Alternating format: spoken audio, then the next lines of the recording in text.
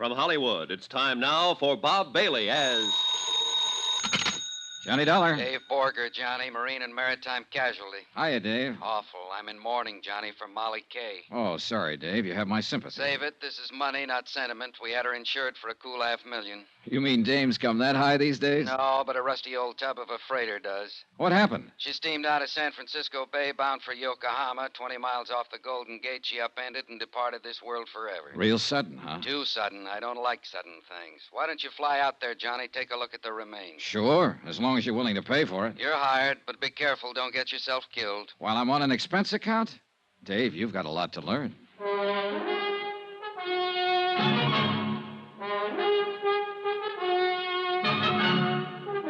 Tonight and every weekday night, Bob Bailey in the transcribed adventures of the man with the action-packed expense account, America's fabulous freelance insurance investigator. Yours truly, Johnny Dollar.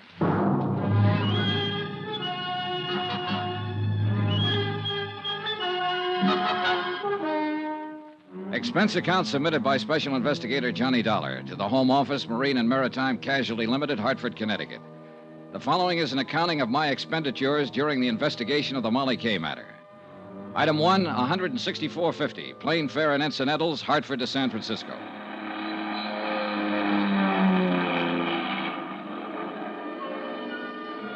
It was mid-morning when I landed, and the city on the Seven Hills glittered under the bright sun like a fabulous hoard of jewels. A cool, crisp breeze was driving the usual night's bank of fog out toward the open sea, and the clear waters of the bay danced and sparkled from the touch of the wind. It was a day and a place that felt lusty with life and the joy of living. And yet 36 hours before, the freighter Molly Kay with a crew of 43 men had steamed out across this same bay, passed under the high arch of the Golden Gate Bridge, and disappeared into the gray oblivion of the Pacific, gone down to her death. Item 2, $1.55, local transportation. Limousine to my hotel, where I barely had time to check in. Then a taxi down to the foot of Market Street, where Harbor Master Tim O'Rourke, a grizzled old veteran of the port, was about to preside at a preliminary board of inquiry in the ferry building. All right, boys, all right. Let's have it quiet. Now, all of us know what we're here for, but just to make it official, I have to announce that this is the preliminary hearing of a board of inquiry investigating the loss by sinking of the vessel Molly Kay.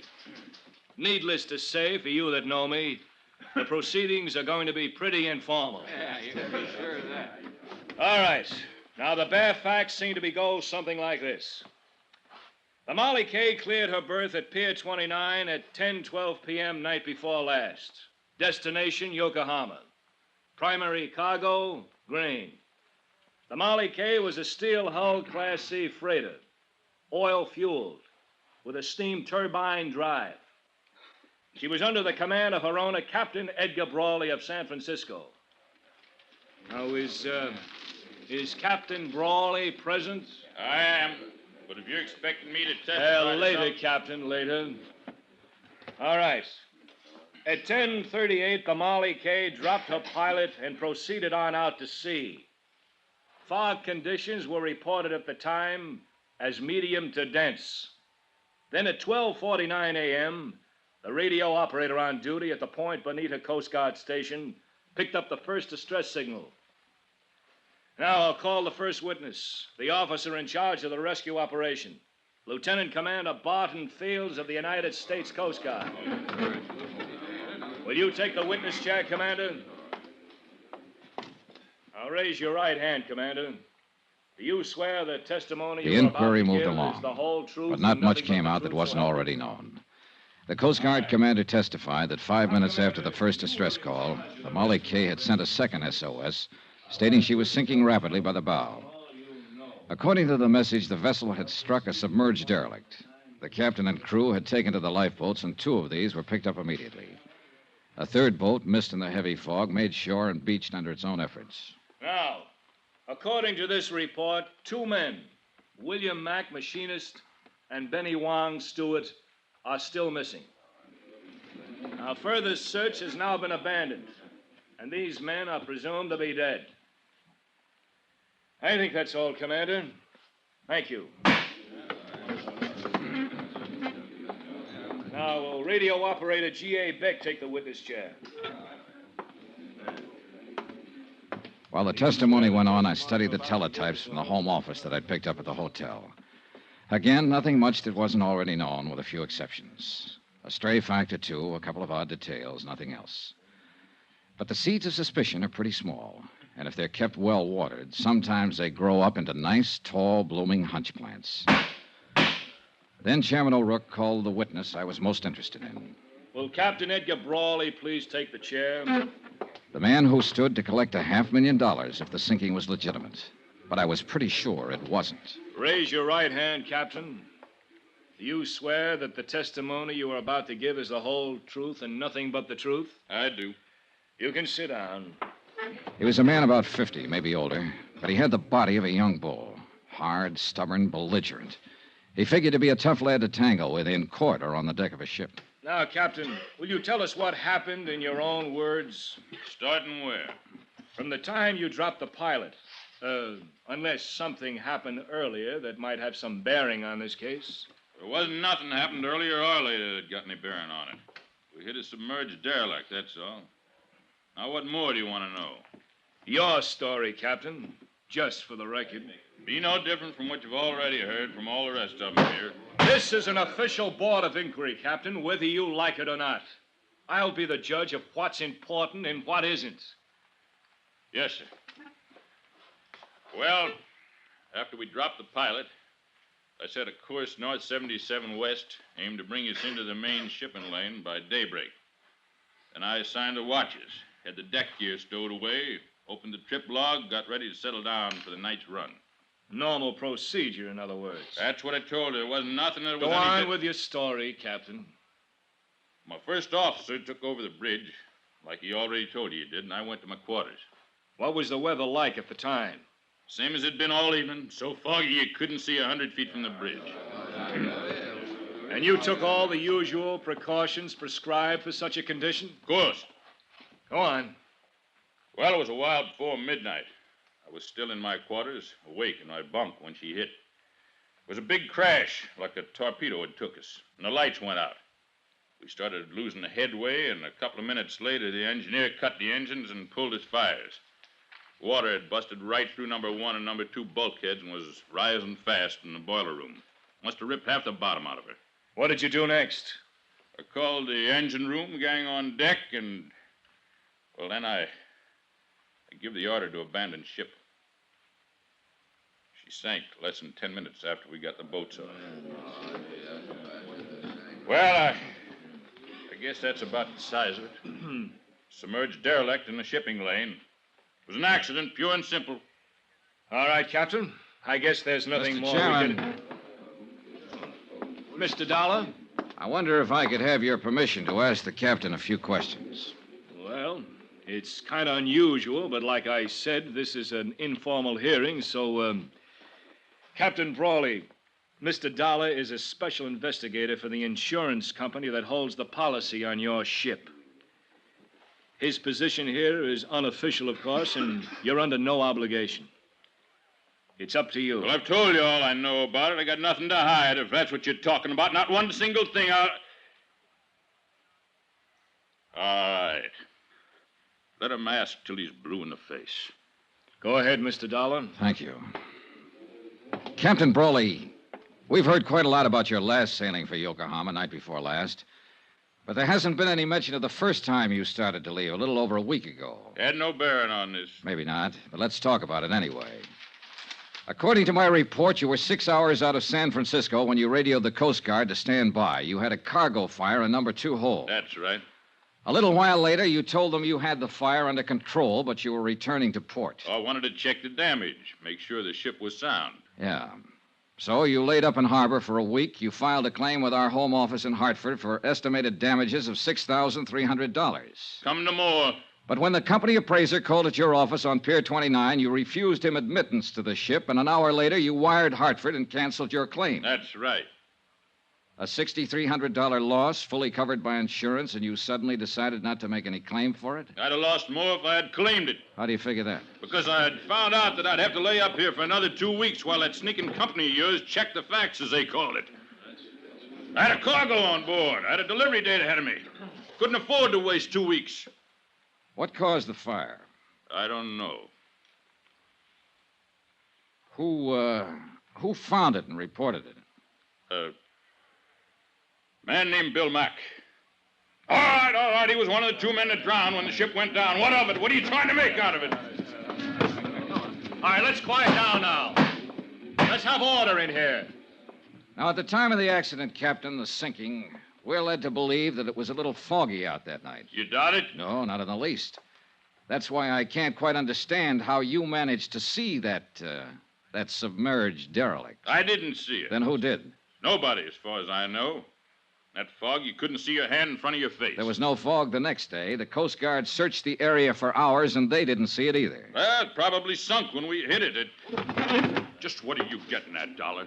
How do you know there was any submerged derelict, Captain? What do you mean? You said there was a big crash. All the crew members described the accident as a sudden hard shock. In fact, one of them, Mr. Hawkins there, who was up forward on bow lookout, said it felt like a blast, like something... No, you don't. Oh, no, you don't. Mr. Hawkins. I didn't say it was no blast. What I said was it just kind of felt like one. You ain't gonna go putting no words like that in my mouth, Mr. Dollar. You ain't gonna get me mixed up in this. Mixed up in what, Mr. Hawkins? In this here whatever's going on, or whatever you're trying to claim is going on. I just don't know nothing about it, about anything.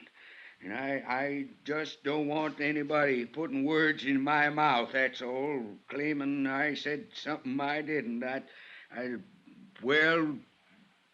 Just what exactly is it you're hitting at, Mr. Dollar? Not hitting, Captain. I'm saying it. I don't think there was a derelict. I think the Molly K was sunk by an explosive charge placed in a hole. Are you accusing me of that? Not accusing anybody, not yet. All right, now let's settle down. Are you claiming I'd sink my own ship just to collect a few lousy bucks worth of insurance? I don't know who did it, Captain Brawley, but I'm going to find out. And whoever it was, they're in it up to their neck. 2 men died when the Molly K went down, so this thing's a whole lot worse than just a crooked insurance racket. It's a case of cold-blooded murder.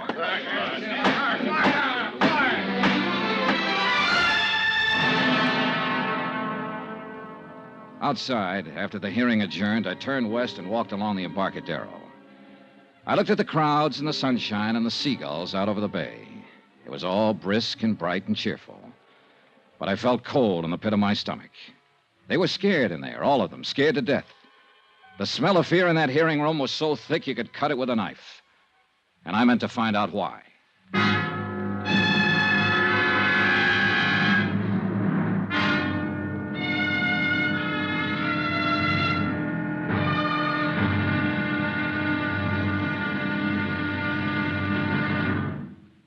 Now, here's our star, Bob Bailey, to tell you about tomorrow's episode of this story. Thanks. Tomorrow night, a strange girl and a strange threat. And a promise that's stranger than both. Join us, won't you? Yours truly, Johnny Dollar.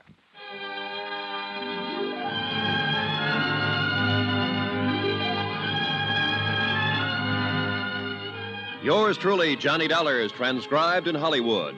Written by Les Crutchfield, the entire production is under the direction of Jack Johnstone. Be sure to join us tomorrow night, same time and station, for the next exciting episode of Yours truly, Johnny Dollar. Roy Rowan speaking.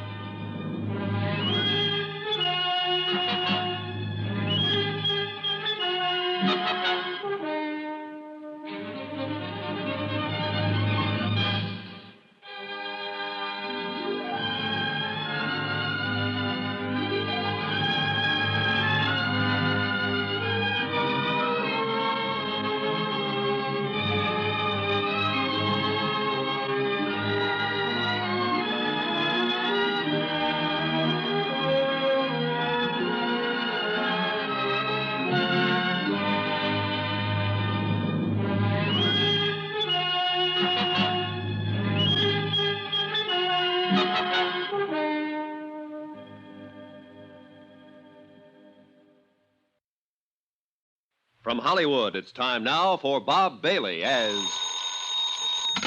Johnny Dollar. You don't know me, Mr. Dollar, but you're going to. Well, I can hardly wait. You won't have to wait. I want you to meet me tonight. Where? On the waterfront. 9 o'clock. Yes? It's dark down there at 9. It might be dangerous. Are you scared? Strange women always scare me. Where on the waterfront? Pier 29. That's where the Molly K was berthed before she sank. Molly Kay was my mother. Meet me at 9? I don't know. Blind dates never work out for me. I'm always sorry afterwards. You won't be sorry this time. Is that a promise? That's a promise.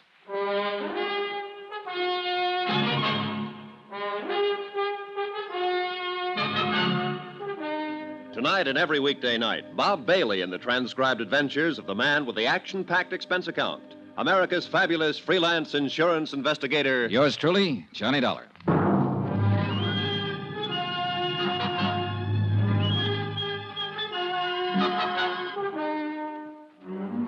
From Special Investigator Johnny Dollar, present location San Francisco, to the Home Office, Marine and Maritime Casualty Limited, Hartford, Connecticut.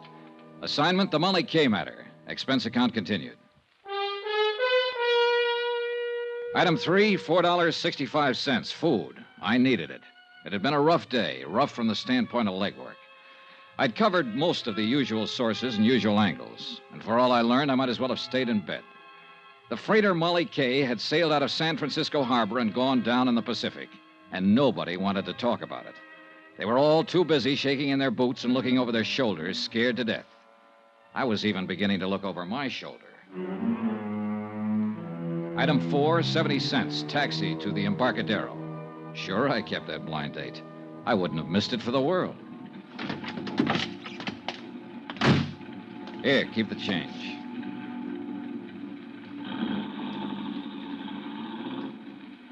It was dark and lonely along the waterfront. The fog was down, drifting in off the bay, dimming the scattered streetlights with a damp haze and muffling the sounds of the city. Alcatraz, lost and hidden somewhere behind the murky, wet blanket, kept sounding its mournful warning across the water. And the night gulls seemed to cry out in answer to it. I crossed the siding tracks and headed toward Pier 29 and toward whatever was waiting for me there. Or whoever. The office and warehouse of the Brawley Shipping Company, owner of the Molly Kay, was about halfway out the pier. I'd been there earlier in the day and found it closed and locked. But there was a dim light burning there now. I headed toward it. Just about then, as I passed under the last wharf light and turned toward the office door, I started to get that old feeling. I'd had it before in other places. Once in the heart of an Orinoco jungle, in an alleyway in the Casbah of Algiers, one time in London Soho, and again in Suez. Somewhere, close by, hidden by the fog and shadows, there was somebody watching me. I stood listening, straining to hear some telltale sound in the darkness. Nothing. But there were a dozen hiding places within a radius of 50 feet, and I wasn't fool enough to start searching them, not knowing what I'd find. I turned to open the door to the Brawley office. Get your hands up, Mac. He'd been standing behind a post right beside the door. Okay. Now, what are you prowling around here for? I was restless, couldn't sleep, and I loved that foghorn. Wanted to get close to it. Knock it sort off, of... wise guy. This is a gun in your back, not a peppermint stick. Oh, don't say things like that. I faint easy. One more smart crack at... Wait a minute. Turn around toward the light. Sure. I'm always glad to oblige. Just sucker up. All right, come on, let go of it. Stop it. You Let go of that gun. You're gonna break my... All right. Come on, get up, get up. Come on your feet.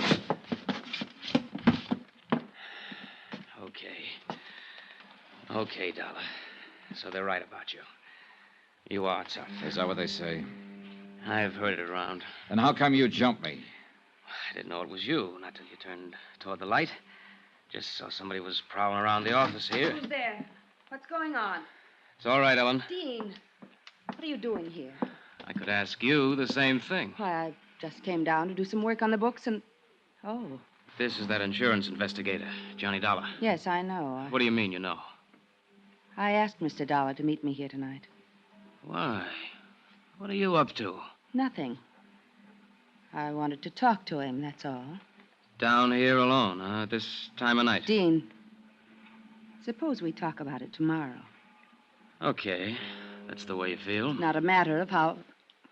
We'll discuss it tomorrow. All right. Oh, the gun, Dollar. Do I get it back? Oh, sure. Here you are. Don't let anybody take it away from you now. Don't worry. They won't.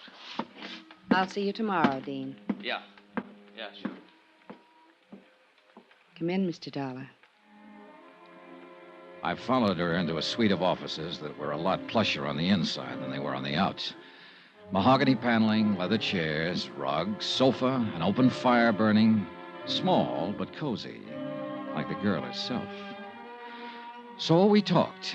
The weather, the fog, the weather yesterday, how we like San Francisco, sparring-type talk. Then finally came the tip-off that we were going to get down to business. Would you like a drink, Mr. Dollar?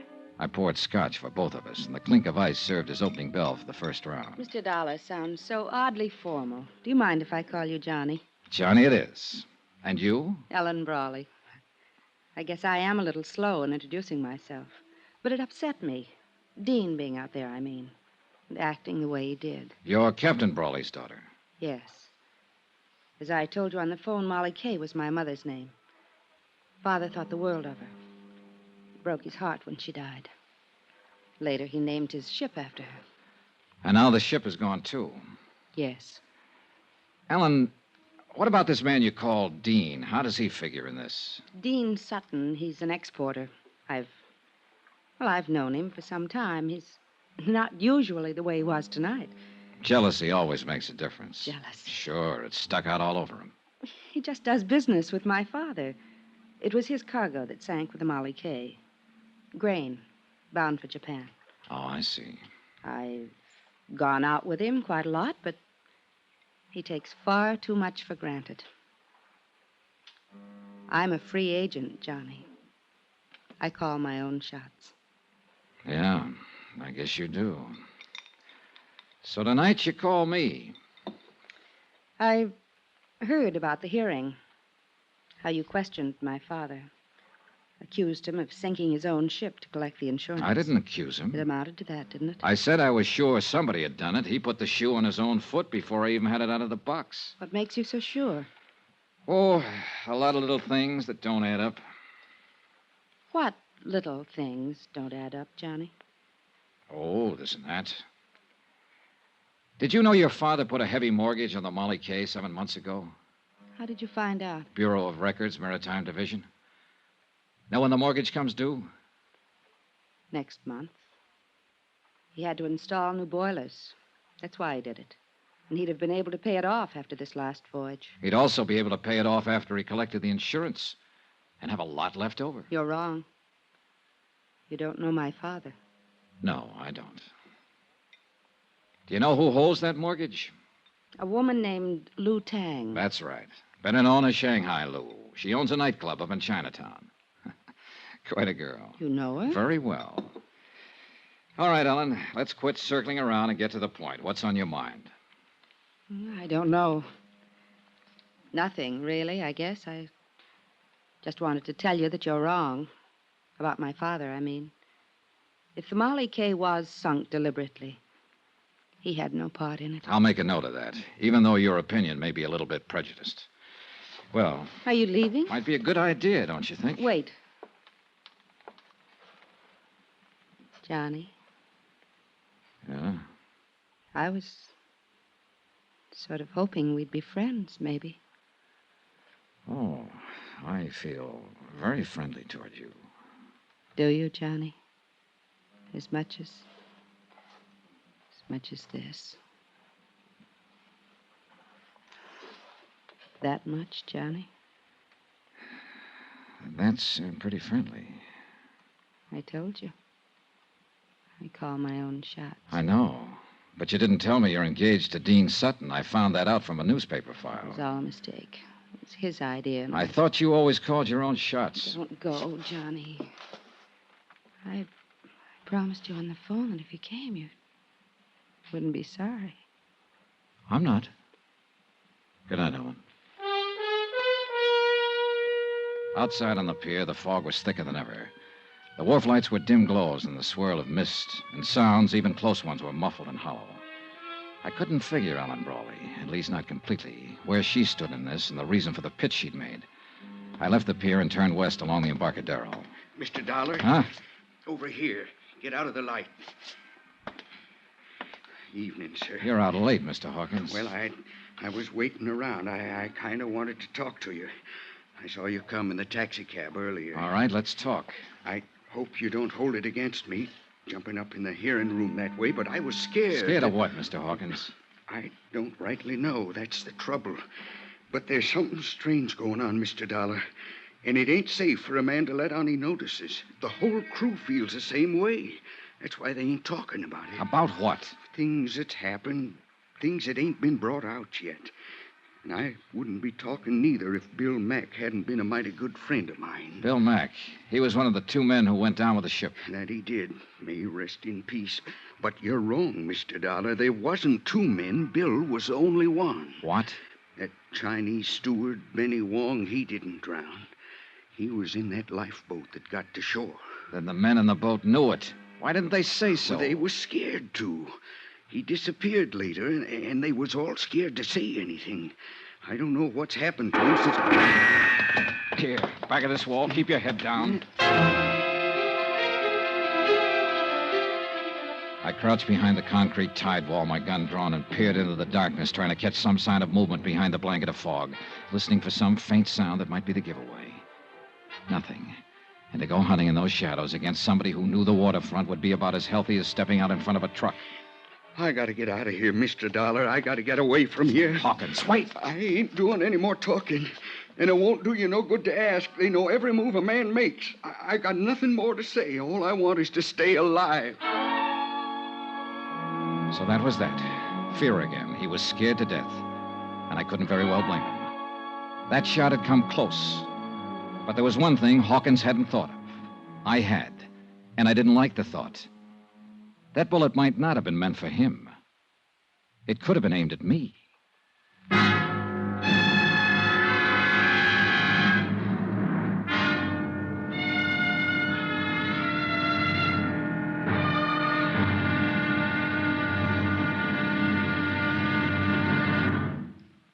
Now, here's our star, Bob Bailey, to tell you about tomorrow's episode of this story. Thanks. Tomorrow night, we find out that a dead man can tell a tale. It all depends on how he died. Join us, won't you? Yours truly, Johnny Dollar.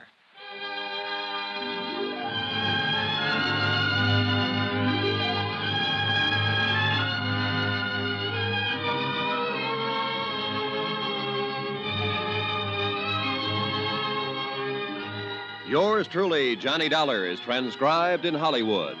Written by Les Crutchfield, the entire production is under the direction of Jack Johnstone. Be sure to join us tomorrow night, same time and station, for the next exciting episode of Yours truly, Johnny Dollar. Roy Rowan speaking.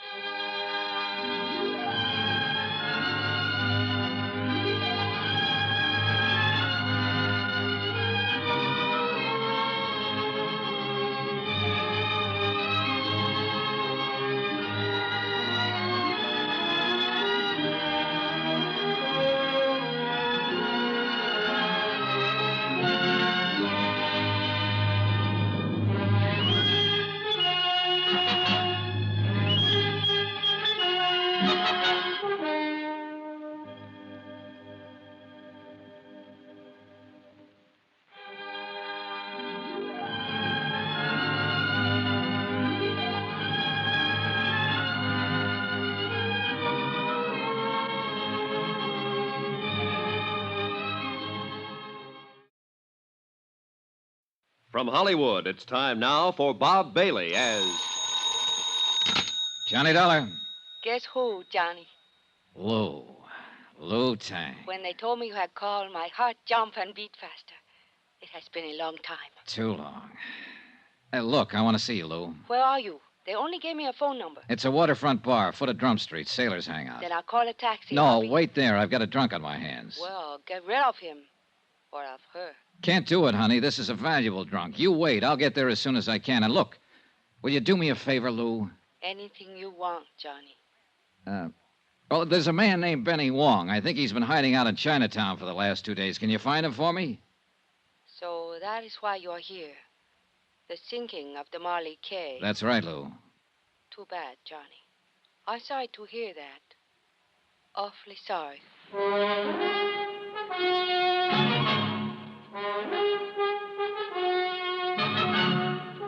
Tonight and every weekday night, Bob Bailey in the transcribed adventures of the man with the action-packed expense account, America's fabulous freelance insurance investigator. Yours truly, Johnny Dollar.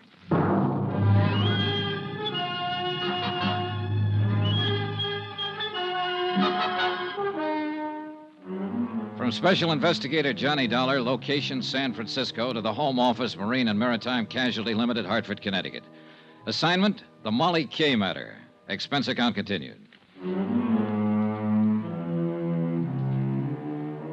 Item 5, $11 even. Drinks. Consumed by one Josiah Hawkins, able-bodied seaman. Last berth, ship's carpenter on the freighter Molly K. And Hawkins was scared half to death. So the fear worked against the liquor, and the drinks weren't doing much good. Who was you talking to on the phone? A friend. You say anything about me? About me being with you? Nope. How about another drink, Mr. Hawkins? I had enough. What's the name of your friend, Mr. Dollar? Oh, you wouldn't know her. Just a girl I know here in town. Oh, a girl. Mr. Hawkins, did Bill Mack have a girl? Yes, he got himself engaged to a girl. I know what you're aiming at, Mr. Dollar. You're trying to play on my sympathy. He was your friend. That he was. One of the best. And now he's dead. Drowned in the Pacific when the Molly K went down. Whoever sank her is responsible for his death. You can help me if you would. It wouldn't bring him back. And I gotta think of myself. You're in more danger before you talk than you'd be afterwards. The whole idea is to keep you from talking. Huh? Sure, there's sense in that, all right. Somebody shot at you out there on the docks, tried to kill you. You'll never be safe as long as they're running loose. Well, Mr. Hawkins? The Molly K was sunk deliberate. We're sure of that, all of us that was aboard her. Things just wasn't right even before it happened. What things? Well, that fire, for one, 10 days ago, the first time we started out for Yokohama. Bill Mack was the one that discovered it. Did Mack think the fire had been set? That he did. He told the captain that.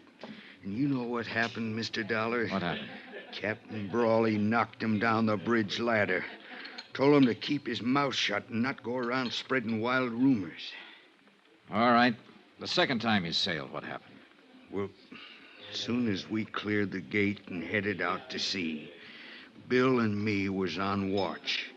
He had me cover for him while he sneaked down in the hold to see what he could find out. He still hadn't come back when it happened. I think you was right, Mr. Dollar, what you said at the hearing. What do you mean? We didn't hit no derelict. An explosion, that's what it was. In the bottom of the forward hold somewheres. I was on the bow deck right above it when it happened. What about that Chinese steward, the one who got ashore and then disappeared? Did you notice anything special about him? Benny Wong? Yeah. No. We was only a couple of hours out of port. I don't even remember seeing him. One thing, though, that seemed kind of funny at the time. What was that? The first mate done all the hiring for this trip, same as always, just one exception. Benny Wong was hired on by Captain Brawley himself. Uh-huh. And something else, Mr. Dollar. About Bill Mack being drowned. You was wrong about that. Bill Mack is alive? No, he was dead before the Molly K ever sunk. What? I went looking for him as soon as it happened. And I found him down on the lower boat deck, lying in a pool of blood. Somebody'd cut his throat. I'll have another drink now. I sat there looking at him across the table, not saying anything. There was nothing I could say. Bill Mack had been his friend. I thought over what he just told me, tried to fit it in with what I already knew. It didn't add up to an answer yet, not quite, but it was close, and it was getting closer all the time. Mr. Dollar, it's him. Huh? Captain Brawley over there. He just come in. Yeah, he's seen us, too. He's coming over this way. I gotta get out of here. Sit down, Mr. Hawkins. He won't start anything. You don't know him. You don't know how he is when he gets mad. No, but it looks like I'm going to find out. Well, Hawkins, like you're not very particular about the company you keep. Neither am I, Captain. Pull up a chair. What are you up to, Dollar? Offering him a bribe to testify against me? Don't need to. There's enough against you already. Yeah, there will be, more than likely, when you and them smart company lawyers get through. You insurance people are all alike. You're right there to collect when it's due you, but you squirm when it comes to paying off. Well, now, that depends on the circumstances, Captain. And in this case, well, I wouldn't go spending that money yet if I were you. That's what you've been telling them, huh?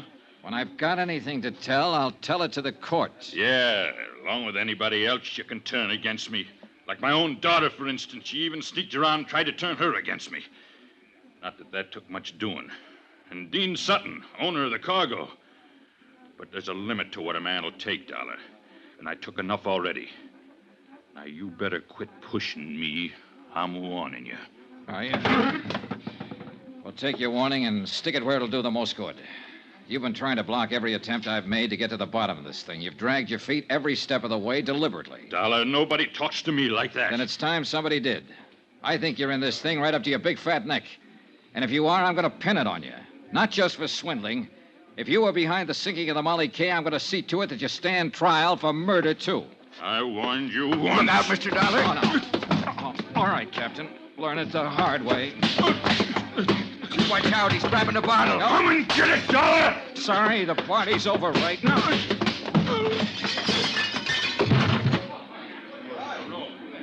You better get out of here, Hawkins. He's not going to feel very friendly when he comes to. You're the only man I ever seen stand up to him, Mr. Dollar. There was one other one. Bill Mack. I left Captain Brawley lying there on the floor. They were throwing water on him when I walked out. I hadn't wanted the fight, but there'd been no choice. And it had given me one new fact to fit in. The captain's coat fell open when he hit the floor, and I saw he was packing a gun. Expense account, item 6, 80 cents. A taxi fare to Chinatown and a rendezvous with Lou Tang. Shanghai Lou. A strange woman, this one. Wise, shrewd, and alert. Hard and tough when she feels that way. Soft as a kitten when she feels that way. Her nationality, history, age, nothing certain about any of that. But there's one thing that is certain. She's the most beautiful woman I've ever known. It is good to see you, Johnny. How long has it been? Last year, Lou, in Paris. How could you forget? I didn't forget. I only wanted to see if you had. Kiss me, Johnny. Oh. I came here to talk business. Oh, business. I don't feel like talking business. Simmer down, baby. Let's get married. All right. But first, When? let's... tomorrow. Now, if Why you... not tonight? It's too late. We'd have to wake somebody up. Always problems, reasons. I don't think you even want to marry me. Sure I do. I've been mad, too, for years. Then why didn't you in Paris? Lou, it's no time to go into that again. Look, I'm on a case, a rough one. And it's just possible that you may be mixed up in it. Johnny, I did not sink the Molly case, so there you are. That takes care of the business. Let's get married. Will you sit back down there? That does not take care of the business. What more do you want to know? Several things. Benny Wong, for instance. That man you asked me about? Yeah, they said he went down with the Molly K, but I found out different from one of the crew. I have not found Benny yet, but I have people looking, so why don't you and I... Lou, I've known you too long. You're not fooling me. Fooling you? The patter is good, but it's not covering the fact that you're bothered. You've always bothered me, Johnny. That's not it. How do you figure in this thing, Lou? I don't really know what you mean by this thing, Johnny. You had a pretty heavy stake in the Molly K. A $100,000 mortgage loaned to Captain Brawley. A sound business deal, that's all. I have investments in many ships that sail out of San Francisco. Ah, and of course the investment was covered by insurance. Naturally.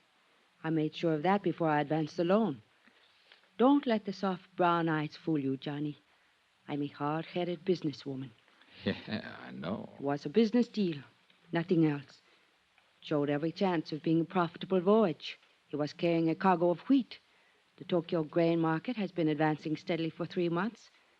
As to what happened, I don't know anything about it. I don't understand it. That's straight, Johnny. That's all I know. What about this fellow, Dean Sutton? Do you know him, Lou? I've met him. I understand he's engaged to Captain Brawley's daughter. But beyond that... Pardon me a moment. I'll see who it is. The visitor was a young Chinese lad. She stepped outside to talk to him, and I lit a cigarette and waited for her. I thought over what she'd said, tried to see behind it, and to decide whether to believe it or not. Lou Tang was not a person you could push. I stood up when she came back into the room. You're not leaving, Johnny. Yeah, I think I'd better. But you'll see me tomorrow? You know I will. What if I were mixed up in this? Would you send me to jail? You know the answer. Yes. And you're the only man I know who would. I'd be gentle about it, though. I think you really would. You're sweet, Johnny. Awfully sweet. I'm a doll. I've made up my mind to take no part in this, to stay completely out of it. But I'm going to tell you something. What do you mean? That man who just came to the door, I've had him out looking for Benny Wong. Has he found him? Not yet. But he's found out something about him. Johnny, if the Molly K was sunk on purpose, how do you think it was done? By an explosion in the bottom of the Fort hold. Benny Wong was a demolition sergeant during World War II. He's rather well known as an expert on explosives.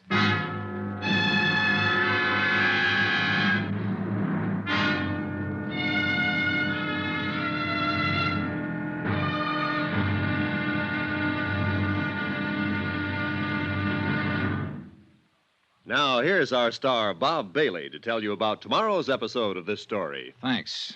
Tomorrow night, a double cross, a double play, and a lovely girl forces the jealous sea to give up its dead. Join us, won't you? Yours truly, Johnny Dollar.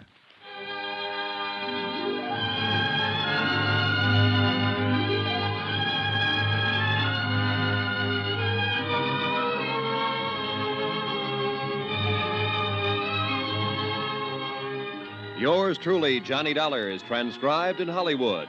Written by Les Crutchfield, the entire production is under the direction of Jack Johnstone. Be sure to join us tomorrow night, same time and station, for the next exciting episode of Yours truly, Johnny Dollar.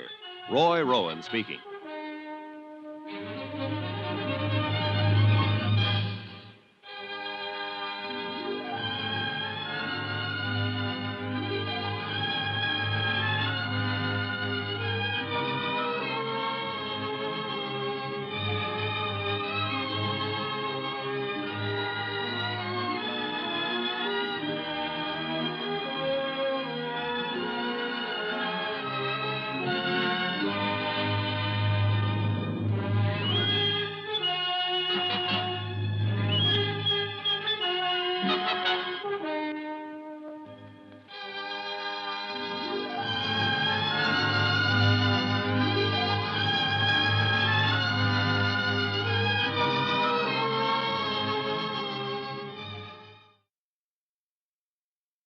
From Hollywood, it's time now for Bob Bailey as... Johnny Dollar. Hi, Johnny. Dan McKay, Harbor Police. Dan, I was planning to drop by and see you about the sinking of the Molly K, but I've been pretty busy since I got here. Yeah, so I've heard. Johnny, you're under arrest. What did I do? Park in a red zone, walk in the grass? I'm not kidding. I mean it. Oh, what's the charge? Now, let's see. Assault and battery, aggravated assault, assault with intent to do bodily injury. Hold it, Dan. That's enough. But you want to know who signed it? I already know. That's practically an admission of guilt. You know that. But I've got witnesses. So is he. Huh? I think you'd better come down and talk about it. Or you'll send out the wagon, is that it? I'm serious, Johnny. All right, Dan. I'll be down.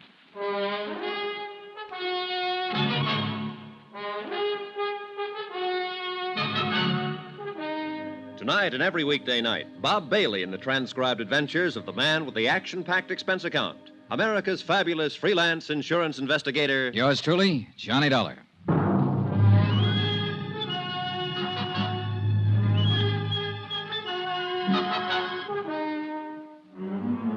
From Special Investigator Johnny Dollar, location San Francisco, to the Home Office Marine and Maritime Casualty Limited, Hartford, Connecticut. Assignment, The Molly K matter. Expense account continued. Item 7, a mere 60 cents. Taxi from my hotel to the foot of Market Street and headquarters of Inspector Dan McKay in charge of Harbor Police. I'd known Dan for years, well enough to realize that knowing him wouldn't make any difference. Not when he had a warrant to serve. I knew the charge wouldn't stick, of course, but it could slow me down. And I figured that was exactly why it had been filed. You may be right, Johnny. Maybe Captain Brawley did file charges just for nuisance value. Keep you out of his way for a day or two. That's exactly what he did. Nevertheless, the charge was filed, and a warrant has been issued. So what are you going to do about it? I know what I'd like to do about it. That's against the law, too. You know, you could be wrong, Johnny. Brawley may not be guilty of the Molly K sinking. I told you the whole story, Dan. The facts add up. What do you think? I think you've got an awful strong case, but it's still based on circumstantial evidence. Well, what else is there to base it on? The rest of the evidence is out past the harbor there, out beyond the Golden Gate, a mile below the surface of the Pacific. Yeah, I know. Most of the cases we handle here in the Harbor Division are like that. Well, then you can see the problem I'm up against. Yeah, I can see it all right. That's a big harbor out there, Johnny. Biggest natural harbor in the world. A lot of square miles of water. A lot of miles of shoreline. And a lot of ways of covering up a crime. As far as disposing of physical evidence, it's true. Body can be thrown into the bay, a weapon, so on. Sometimes we recover it, sometimes we don't. It's tough, Johnny. Yeah, I imagine. Real tough. Hey, that's the SS Maritonia, arriving from Ceylon, Java, the Philippines. She'll dock at Pier 14. The cargo is probably spices, mahogany, raw ore. Nice-looking ship. Beautiful. They drive me crazy, Johnny, watching them here from the window. I should have gone to sea. Oh, well. Anyway, since we don't have physical evidence in a lot of cases, we've learned to rely on other things. Such as? The human elements, Johnny. You've turned up a lot of facts, true. You've made a good deal more progress on this case than I have. Than you have? What do you mean? Tim O'Rourke sent me the report of the inquiry board. I've been working on the case ever since. Now, you got a pretty convincing bunch of facts. But I know Captain Brawley. By reputation, at least. Look, Dan, I know what you're getting at. People who know Brawley think he's honest. O'Rourke said the same thing. Right. Tough, hard, violent temper, a slave driver, but not a crook. An honest man can get under pressure sometimes, get pushed beyond his depth. It happens every day. Yeah, but Johnny, even then, he reacts according to his pattern. Hey, here's what I'm getting at. That murder on board the Molly K just before she sank, you said Hawkins told you the man had been knifed. Now, I can see Brawley slugging somebody with fist, club, or bottle, or even shooting a man. But not a knife. It's not in his nature. That's what I mean by human elements. And you're right, Dan. I agree with you. I don't think it was Brawley who killed him. Here's the way I see it. Brawley was pressed for cash. The mortgage on his ship was due in 30 days. He was carrying that grain for Dean Sutton on a contingency basis. He might not make any money, or at least not enough. He was probably doing it as a favor to his daughter. She and Dean Sutton are engaged. Yeah, I know, So Charlie. the first time out, he tried setting that fire on board. It didn't work. One of the crew, Bill Mack, discovered it before it got started. The Molly K returned to port, and Brawley filed an insurance claim. Then he got scared off an investigation and withdrew it. That's all guesswork, Johnny. So far, his second attempt, he contacted an expert on explosives, Benny Wong. And Benny pulled off the job for him, blew the bottom out of the ship and sank it. And what about the knifing?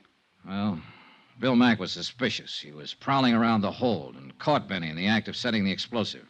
Benny killed him, figuring the sinking would cover for him. But by accident, Hawkins stumbled onto the body before the ship went down. Well, that adds up, Johnny. It's hard to argue with you. I just can't see a captain sinking his own ship. It's been done before. Yeah, I know. Not everybody feels about them the way you do, Dan. And $500,000 is a lot of money. That's true. But 25 years of command means a lot, too.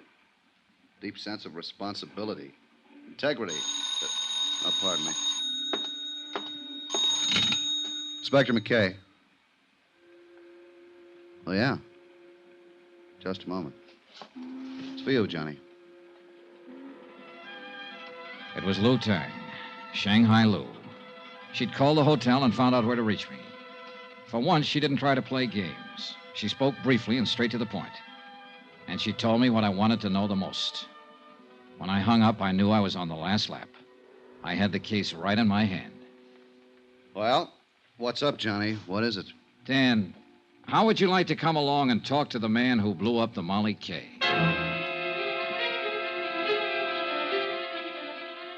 Item 8, 80 cents. Another taxi. A short run from the foot of Market to Fisherman's Wharf. Lou Tang's spies had told her Benny Wong was holed up in a back room of the Fa Song Fish Company out on the docks. And they said he was scared, armed, and dangerous. There's the Fa Song layout, Johnny. Right there, the warehouse in the end. Yeah. Well, let's go around the gangway. Lou Tang said the room is on the back corner. Say, Johnny, why don't you wait here? Let me take him. This kind of thing is part of my job. But he's my pigeon, Dan. I found him first. There's a door at the back. That must be it. Yeah, only one it could be. Besides, I'm under arrest. If you left me alone, I might escape. Yeah, sure. You got a gun, Johnny? Yeah. All right. Let's go. We moved quietly up to the blank wooden door opening onto the gangway over the water. There were no windows in the back wall, so we were certain we weren't being watched from inside. We stopped at the door, and McKay reached for the knob and tried it gently. It's unlocked. Good. You ready? Yeah, go ahead. Hey, what? Hold it, police officers. Drop that gun. Drop it fast. This doesn't look much like Benny Wong, Johnny. No, it doesn't. Now, look here. What do you do, Dean? Go around with a gun in your hand all the time? You're making a mistake, Dollar. I don't know any more about this than you do. Any more about what? What are you doing here, Never Dean? mind, Johnny. Here's what he means. Huh? Oh. Well. So we don't talk to Benny. Shot 3 times. Yeah. Any one of the bullets would have done the job. You weren't taking any chances, were you, Dean? I didn't shoot him. I just got here. How did you know where he was hiding? I didn't. I didn't know anything about him. I got a phone call. Somebody said to meet them here. Said they gave me the lowdown on the sinking of the Molly K. What somebody? Who was it? I don't know. Man or woman? Man, I think. Voice was muffled, so I came here to meet them. And we find you standing over a dead man with a gun in your hand. I found him like that. I figured it was a trap. I don't know anything about it. Oh, no, of course you don't. You're just a babe in the woods. Hold it, having Johnny. Barking up a wrong tree. What do you mean? This man's been dead for several hours. Since early morning, I'd say. And he was shot with a .45. This gun of Sutton's is a .32. So that's that. Johnny, what was the caliber of the gun you saw Captain Brawley wearing? A .45, Dan. I'll put out a bulletin and we'll pick him up. Wind up.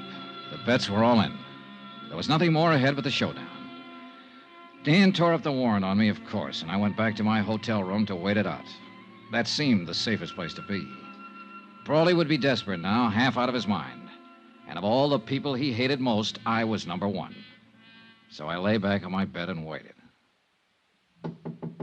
I reached my gun from the lamp table, moved quietly over to the door, and took hold of the key. Who is it? Let me in, Johnny. Ellen. Just a second.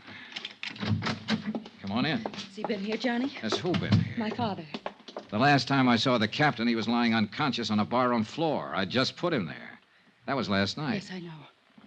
Well, what made you think he'd be here? I don't know. Guess I thought. I don't know what I thought. Oh, easy now, honey. I'm scared, Johnny. Hold me, please. I'm so lonely and scared. It's all right, Ellen. Easy now. He came home last night after he fought with you. He was furious. Then he left again, and I haven't seen him since. Does he have his gun with him? I guess so. I don't know. I don't know anything. Help me, Johnny, won't you? Of course I will. Hold me tight. Kiss me. Ellen, Last honey, night look. when you kissed me, I wasn't scared then. I wasn't lonely. Look, honey, would you... Hold me, Johnny. Closer. Wait a second. Johnny Dollar. Dan McKay, Johnny. Yeah, Dan. We picked up Brawley on the waterfront a half an hour ago. Thought you'd want to know. What's he say? Denies everything. Says he was home asleep all night. Says his daughter will back him up.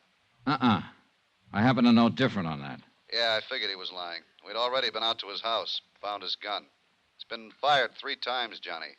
And the bullets match. When Ellen Brawley left my room a while later, I still hadn't told her about her father's arrest. I didn't have the heart. She'd tried her best to protect him, cover for him. She'd have done anything to save him. And yet, the irony was that every move she'd made helped tighten the case against him. The scent of her perfume still hung in the air after she'd gone. It was a strange scent, subtle, disturbing. I began to feel uncomfortable, on edge. There was something familiar about that scent. And finally, I tagged it. I'd noticed that same perfume in the room on the wharf, where Benny Wong lay murdered.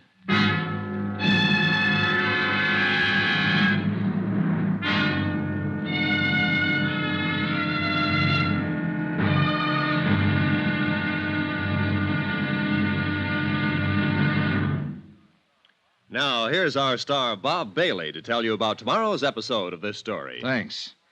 Tomorrow night, a deadly rendezvous on the fog-shrouded waterfront, and an explosion that rocked the city.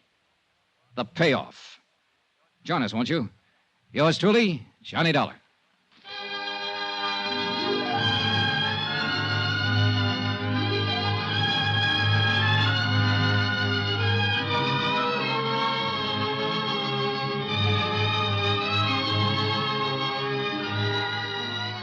Yours truly, Johnny Dollar, is transcribed in Hollywood. Written by Les Crutchfield, the entire production is under the direction of Jack Johnstone. Be sure to join us tomorrow night, same time and station, for the next exciting episode of Yours truly, Johnny Dollar. Roy Rowan speaking.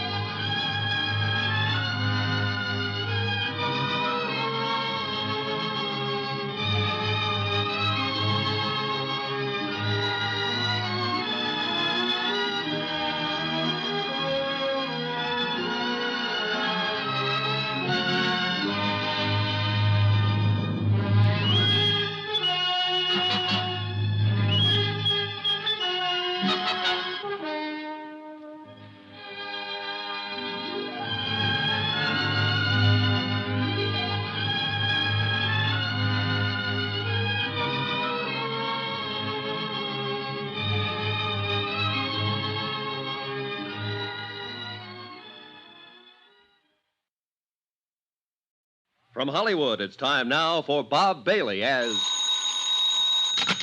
Johnny Dollar. Johnny, I've got it for you. Blue Tang. Good. What did you find out? That prices on the Tokyo grain market did break suddenly, about 3 weeks ago. 3 weeks. Uh-huh. Reason, oversupply. The price has been holding since, at about 60% of the peak. A 40% drop, big enough to cause the damage. What damage? The sinking of the Molly K, a double cross, a frame-up, murder. It's as clear as crystal, Lou. Come see me later tonight. Tell me all about it. All right. Or at any rate, come on, tell me about something. About a certain night in Paris, maybe? I think I'd like that very much, Johnny. Wait for me, Lou. I'll be there later. You can count on it.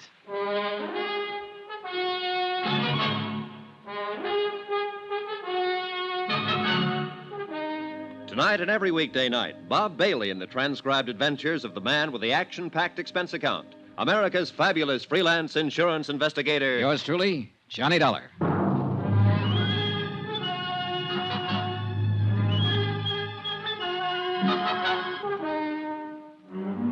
From Special Investigator Johnny Dollar, location San Francisco, to the Home Office, Marine and Maritime Casualty Limited, Hartford, Connecticut. Assignment, the Molly K matter. Expense account, final page. Item 9, 770, long-distance calls to Hartford and New York. I was pretty sure before I called, but I had to check on it. It checked.